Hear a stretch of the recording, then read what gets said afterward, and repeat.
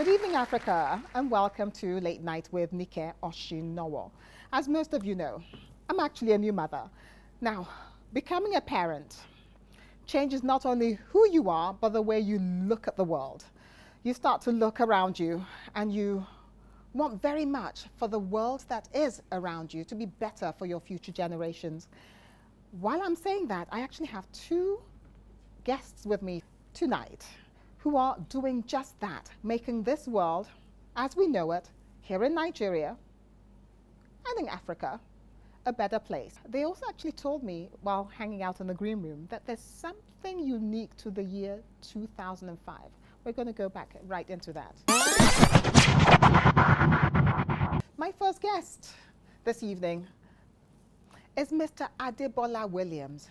Now, he's co-founder of Red Media. Red Media is literally like an amalgamation of different companies. He's going to tell us a lot more about this. Mr. Williams, come on in. How are you? Good. Huh? We have to do that. Okay, we Yes. have to do it. Okay. We have to kiss the air. 3 times. Three times. Yes. Yes. How are you? I'm well. Huh?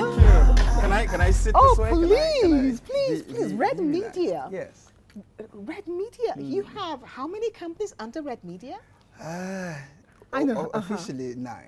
Officially. 9. Yes, I'm loving the garb, by the way. Thank you. That is, Thank it's you. so cool. Thank you. It's so late night. It's so late night. And I've got to say that I find this personality of you interesting. Really? We have known the Nike Oshinowo over the years. You thought you knew the Nike Oshinowo over the years. Exactly. So seeing you walk in, go with the clothes, I'm okay. Yeah.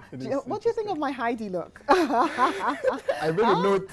Nike does Heidi, you know. Basically, Red Company is a PR, marketing, advertising company. Okay. So what we've done is to build a media conglomerate.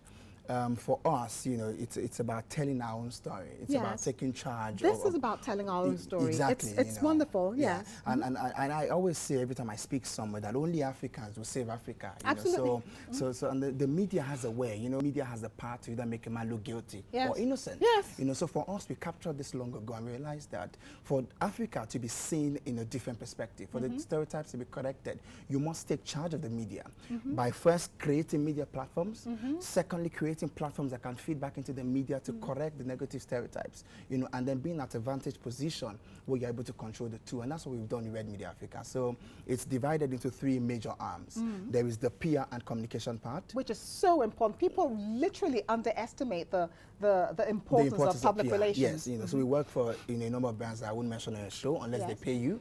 You know. I love you. He gets me. I need to be paid to mention that. Yes. You know? So there's the communication business. Can we please have some drinks? Do you drink champagne? Champagne all round, please. I've learned, you know, not to reject a drink from you know, it's very important. So he's lightheaded. My love. I will help you deal with that. I don't know this man. You don't know this man. Everybody knows Mr. Chita. So there's a communication business, and then we have the content part where we own WineNiger.com, Wine Magazine, Robin Minds on Channels, presented by Ebuka 3 o'clock on Sundays, and then a number of other media platforms that are niche for platforms. And then the third part, which is the development part, where we then have the Future Awards Africa, the Nigeria Symposium for Young and Emerging Leaders, the Future Enterprise Support Scheme. So basically a number of training and development platforms. But the flagship is really the Future Awards. The Future Awards, which really has been making so many strides in Nigeria. My goodness, you know, like awards to reward excellence. Within the a certain age range, 18 to 31. That is amazing, because they're not exactly that's not exactly the age range, you know, that younger than 31. Younger than that's not usually the age range that we as Nigerians like to celebrate. Or reward. When we're giving out awards, I mean, you know what I'm saying? I mean, we like to give them to governors and presidents. And that's the idea. The idea was... And none of them are 31. No. Sorry, you know. One of them was 31 once. Once. Go on. Well, he's right. You know, but that was the idea. The idea of the award was to find young people who were breaking boundaries, you know, who were crashing the ceilings. Thank you so much.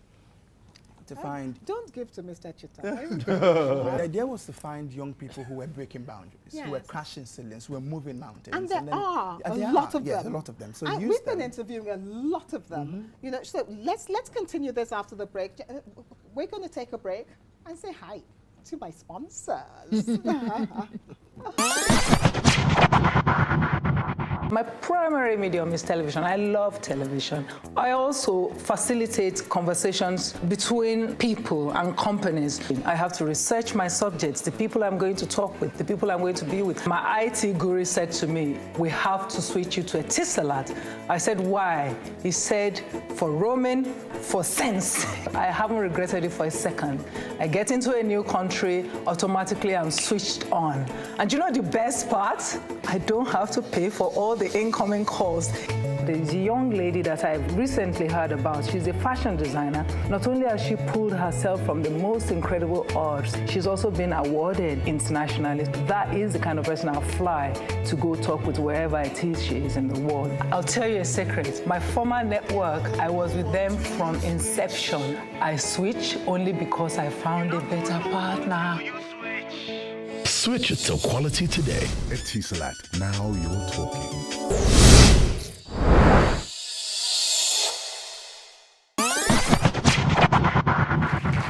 Welcome back to Late Night with Nike Oshinowo. I am still with Adebola Williams, the Future Awards.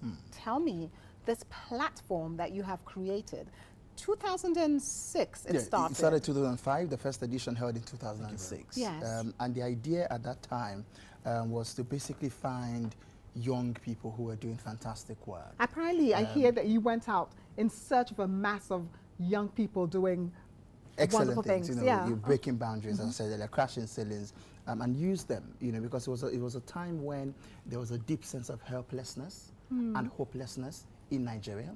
In and 2005? Yes, and the internet fraud had taken up. It was at its peak in 2005 and 2006.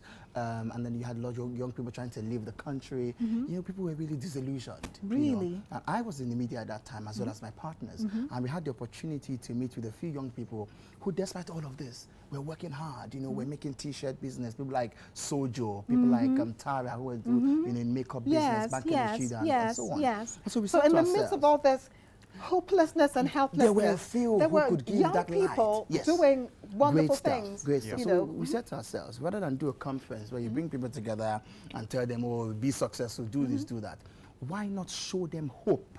Hope they can touch, hope they can feel, Something hope tangible. they can connect with. And so present to them these young, successful people who have risen, despite all the disadvantages of Nigeria, In spite of the odds. to succeed. And they've succeeded. And then they can realize that our stories are the same. And how have people taken to this? I mean, it's been incredible. From the get-go, it was incredible. You know, we spent the first about 4 years of building ourselves in the industry, you know, working with different people, Fumi Yoda, Agatha Mata, Desoyinoko, and all of those people, you know. So we had a background in the media. So when we came up to do the first awards, we had all of these aunties, Livia Jonoma, the guys at NTA, who were there to help. You know, it was tough, of course. And so they were all there to help, you know, give a helping hand, introduce us to a few people. And the first event held at the City Mall in Unicon, they had about 3 hours to the show. You know, we hadn't gotten access to the hall because they needed us to come and balance up for the hall, God. you know. I so understand that feeling, you know. Don't you love that, you know? And it to go. Honestly. You know? And so we had to find that balance, and then we paid off the money, we opened the door, you know, we had to get right into the cleaning of the hall to get, and at 5 o'clock, and you we were did ready that. to go. You were ready to go. You had the first Future event. Awards, and it was successful. Yes, and it's been 9 years. Yes. It's been 9 years. And the last 2 years, we fully scaled up the platform to go continental because, I mean, I've traveled across the continent working with the African Union and other platforms, and I've realized that from Zimbabwe to Egypt to Tunisia to Uganda, Rwanda, our problems are the same. And what is it? Hopelessness and helplessness. People don't feel a sense of, you know, they don't feel that they're cared for by the nation. Now, would you say that this sense of hopelessness and helplessness that so is it a continental problem, It is or is it a worldwide problem?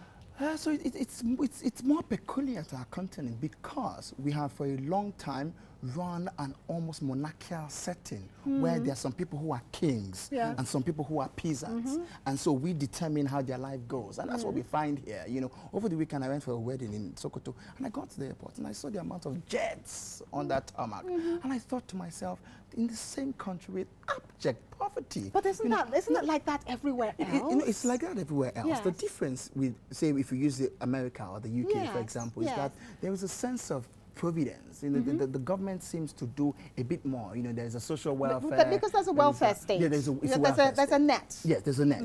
But here, and that net helps you. Yes. That net helps you believe there's that a limit below which you will not fall. Exactly. The missing Now, thing that here, helps you. the missing thing here is a social contract. It is a social contract. And so there is a death of nationhood because there is no social contract between the nation and its people. You know, so people don't feel a sense of giving to the country. Okay, but you see that sense of helplessness and hopelessness, etc., surely cannot just be limited to people between the age of 18 and 31. Yeah, for us. Because my goodness, I go through that, Yes, and I'm all of 50. You know, so I'm going to let's tackle this. Okay.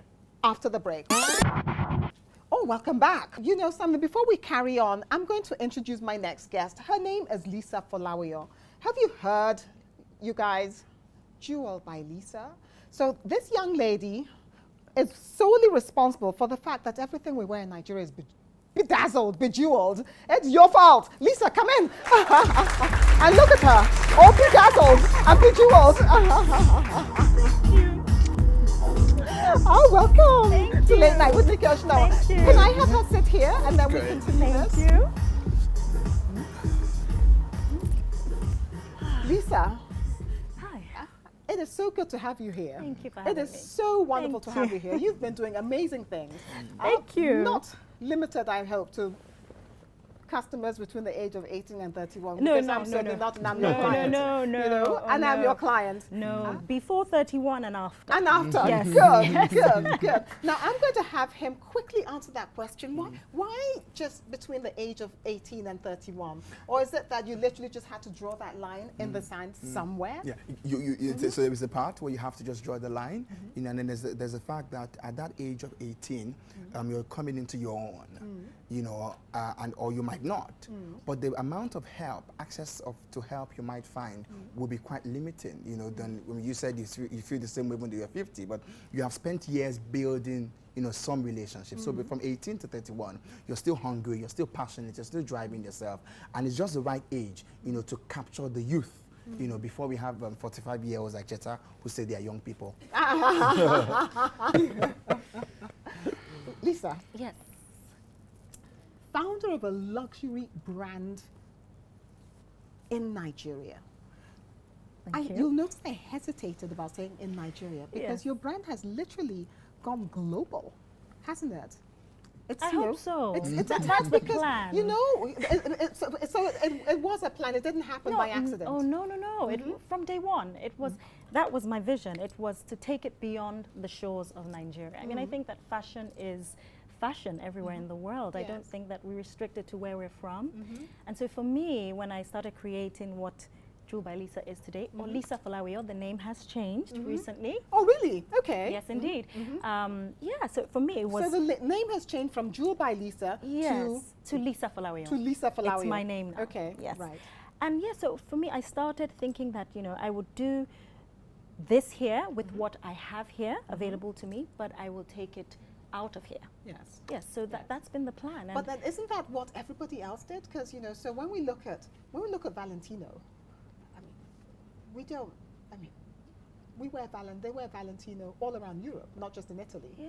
They wear it in America. That's the They point. wear it in Russia. Exactly. The Russians are obsessed with Valentino. Exactly. Nigerians, love Valentino. So, would you like a drink? Oh. I would actually, You and would? I love the bar, by the way. Isn't that just the I coolest think it's thing? so cool. Can we please have a glass of champagne? So I'm going to Thank You are cool. sorry? You are so cool. Oh, thank you. That Thank is- you. No, this is yours. this is Mine mine. is over there. Okay, Uh-huh, okay, there. okay, great. And I was so trying to just when take we your glass. talk about